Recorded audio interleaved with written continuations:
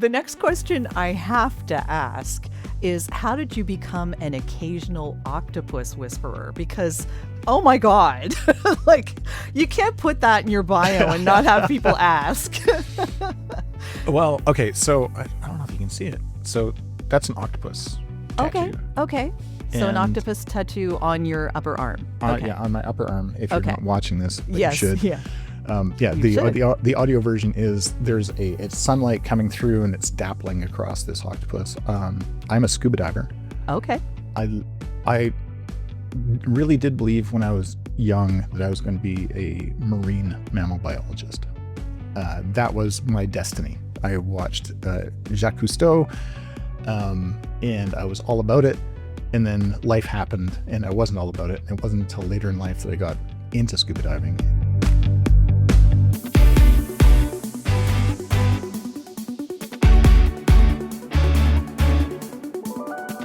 Thank you for joining me, Michael. This is going to be a lot of fun. I appreciate your taking the time. Jodi, thank you. Oh my gosh. I'm so stoked. It's great to have you here. Finally. I'm looking forward to it. Yeah. Yeah, me too. Thank you. Yeah, it's been a minute, as the kids say. It has been a minute. Yeah. I like to start these conversations with a question about an early memory of how sound moved you. Do you have one of those early memories? Oh my gosh. Yeah. I couldn't. Picking one would be tough. But you could talk about more than one. Okay. So picture, if you will, a young lad. we just moved from just outside of Toronto to Calgary, and we had one of these huge stereos. Like it's wood, and by stereo I mean it was like you put records on it. I remember those. Yes. Yeah. And my mom, for whatever reason, had Marty Robbins' Gunslinger ballads.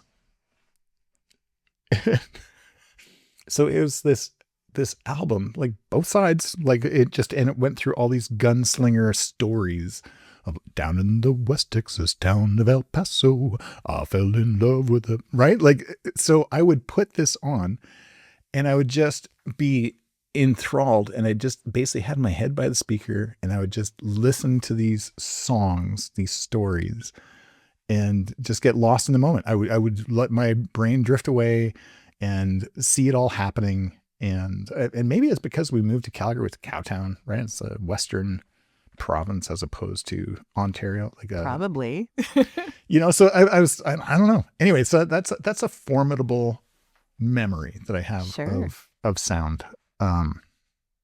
What did it cause in the rest of your life, out of curiosity? More curiosity based on music, or like? I think stories. I think that just understanding how stories come together, probably, like if you look back on everything I've done in my life, has always surrounded this idea of storytelling. And so I suspect that's probably part of it. Yeah. And Marty Robbins, come on. Too true. Yes, of course. Yeah. So the next question I have to ask is, how did you become an occasional octopus whisperer? Because, oh my God, like, you can't put that in your bio and not have people ask. Well, okay. So I don't know if you can see it. So that's an octopus tattoo. Okay. So an octopus tattoo on your upper arm. Yeah, on my upper arm. If you're not watching this, but you should. Yeah. The audio version is it's sunlight coming through and it's dappling across this octopus. I'm a scuba diver. Okay. I really did believe when I was young that I was going to be a marine mammal biologist.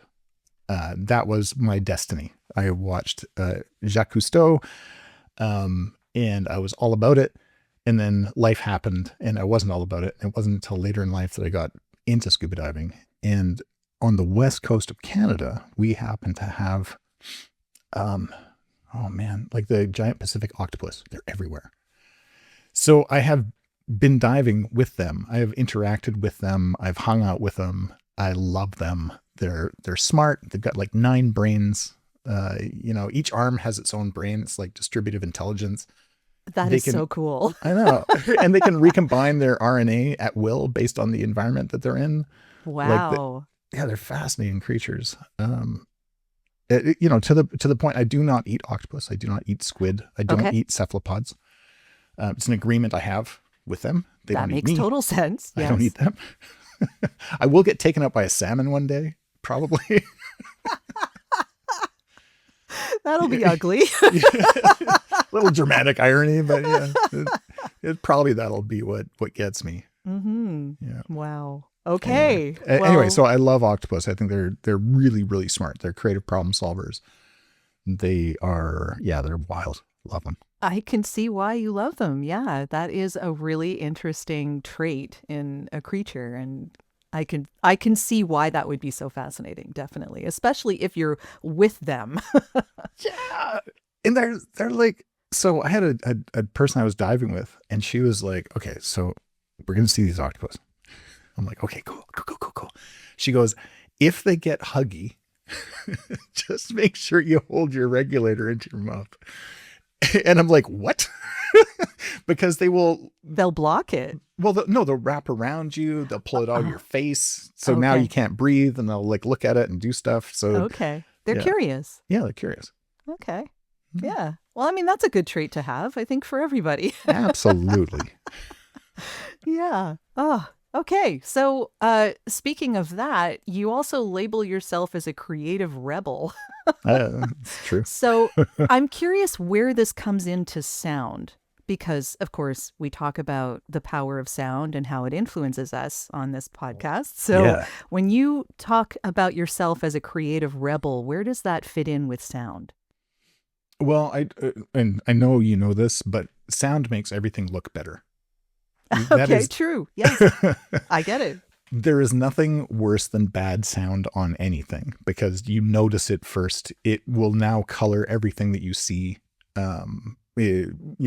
inappropriately, appropriately, like that. It matters. Everything we hear matters. So as a creative rebel, I mean, I guess I look for ways to tell stories through all the different mediums we have available to us. And when it comes to sound, you can make people feel stuff that you can't do otherwise. Do you know what I mean? Like you can draw a pretty picture. Yeah, I totally know what you mean. Yeah. I'm curious if you have an actual example of something like that you've done with any of your own work. There's There might be many. Well, there was a project I was working on, and it was for a company, and they called Ucasa, and the idea would be it was going to be like an AI SaaS app that you'd take a picture of stuff and you could add a window or whatever. And there's no budget at all, which is one of my favorite things. I love it when there's no budget, because that makes you do things that you don't normally do. So I wrote this script for it, and I think I was using story blocks and I want to say story blocks and epidemic sound. So those are some of my royalty-free places that if I can't hire an actual artist, and we do have artists in town that I use quite regularly, but in this case, no budget. I had to get it done. So I wrote the script, and I got to voice it all myself. And it was just so derpy. Like I just had so much fun with this script, and I could just sort of play with it. Okay. Yeah. That's awesome. And just sort of drop a track behind it. And it was an animated piece. So I had a friend of mine who's quite a talented artist draw it based on the read, which was also pretty wild. Like sometimes you come at it from a different way. Sometimes the artist does the thing, then you match the read to the art. Other times you know how it goes. Anyway, I had so much fun with it. It was so stupid. I loved it.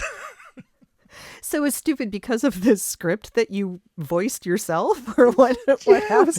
It was just, I don't know. Cause I had to do my own Foley as well. Okay. So there's some sound effects, right? Like, talk about working on a budget. Yeah. I know. So it's just like, there's a part where like the person cleans a mirror, and I actually did So I was just making this shit up, pardon the language, as I was doing it and doing the read and watching back the thing that we were creating and just adding these little moments that I think are just charming. Well, yeah. I mean, it builds in an environment to what Yeah. you're putting out there. It's not just a flat piece Yeah. that, you want people to experience something. It's not just visual. It's Yeah. an all-around thing. Hi, I'm Darren Barino. I run a boutique ad agency in New York City. In my quest to find smarter ways to persuade people, I've found that sound is an invaluable tool. It lets us slip past resistance, tap emotion, and move instinct, often before words even land. Learn about this and more on the Audio Branding Podcast. I love this idea that you could probably close your eyes and see it if you didn't watch it. If that makes sense. It totally makes sense. Yeah. Yeah. And I know that you know about that because of podcasting as well. So I know you're also a podcaster. It's true. And you must build in audio particular moments in your podcast. Oh my God. I'm curious how you work that in your podcast because I know everyone does it differently. So I'm curious. Well, so we did a podcast called Drop Bear and Panda Save the World. So that was myself and my girlfriend, and we ran 90 episodes, ended in the sort of, I don't know, mid-pandemic. I think we were just like, we're done. It took so much effort. It was a big, heavy lift every episode because. Now, what were those episodes about? What was the podcast about? Well, the podcast was, we would take whatever was happening in the world that week, and we'd basically hit the headlines. So it wasn't evergreen content. It was what was happening in the world. And oh my God, I don't know how you'd keep that going today. Yeah. Yeah. So our job was to find these people that were doing cool shit. Again, pardon the language.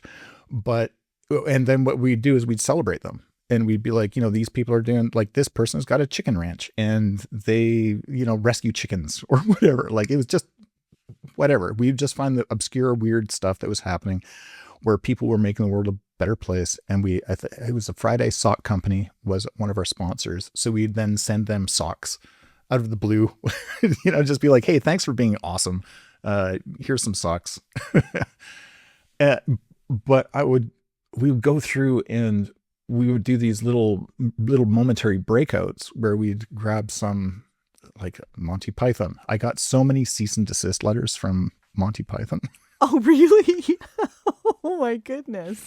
Well, they're so quotable. I know. And we'd grab like little, it's not like we're making money off this at all. Like we weren't, and at one point I just decided, screw it. I'm just going to do it. I'm going to grab these little sound bites. We're going to drop them in. And I sent them all apology letters. Like every time I would get one, I'd be like, I'm so sorry.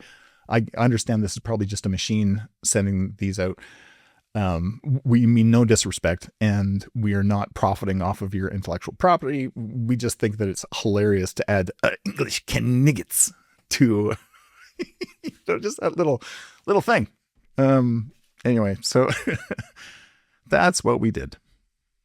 Yeah, and you have another podcast now, right? Yeah, the RebelRebel podcast, going into season 9 shortly. Wow. And how many podcast episodes do you have in a season? 30, give or take. Okay.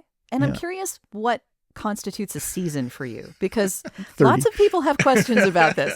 I don't have seasons. I just have numbers and they just keep going up. So I'm always curious as to what makes you decide to do a season, and how do you like start and end a season? Like, where do you decide that? Yeah. So awesome question. I just chose a number and I said it's going to be between 24 and 30. And that's what it's going to be. And there's no rhyme or reason to it other than I just need a start and end point. If it goes on forever, I panic. What did my son call me? Like an anxious bag of water. Okay. I guess we are mostly water. I know myself, and I know that if I don't have some framework, if I don't have guardrails, then I get anxious and I don't know how to I don't know how to start and end things. So I need that. It means nothing. You don't start at a particular month and end at a particular month. No. It's just 30 episodes or 24 to 30 episodes and Yeah. however long that takes. Exactly. And right now we're currently doing 3 a week. So Monday, Wednesday, Friday, we're producing, we're kicking out episodes. So I mean, that's 10 weeks. Math. Way better than me. Yeah. And honestly, I try to, everybody that comes on the show is interesting. They have their just amazing stories. So I'm not trying to bake it into a particular narrative. It's for creative rebels and entrepreneurs, people that go left when other people go right. You zig when others zag. And I'm curious about that story. So if you fit that model, then you'd be a great fit to the show. And I can't wait for you to be on it. I am looking forward to it. Yeah. There's so much to talk about. Right? Oh. Yeah. Oh my goodness. Zigging when others zag. Yeah. Yeah. What happened in your life that made you this way? Like, one of my favorite questions is, what happened to you? Why did you do this? What's your trauma? Yeah. Yeah. We It's can an learn a interesting lot. question. Yeah. Kind of like the first one I always ask. I mean, I think love we that. all have our podcasting directions and the way that we tend to lead things. So yeah, that's a good question. I'm sure people have very interesting answers for it too.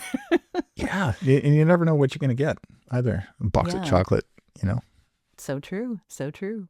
Yeah. So when you talk to creative people on your podcast, and you do live performance as well, right? Like you do some comedy as well? Yeah. So I haven't done stand-up comedy in quite a while. I think I'd done 15 shows, I think, where I've done stand-up 5-minute sets 15 times. And they were all equally terrifying. I can imagine. I wouldn't even try it. Yeah. What I'm starting. So I do improv at a comedy place called Loose Moose in Calgary. I haven't been on stage for a while. I tend to do, like, I'll direct shows there, and I'll be in the annual Christmas Carol. Our take. I love the name. Right? It's just so much fun. Yeah. We would do every year. The Christmas Carol would be done in a new genre. So last year we were pirates.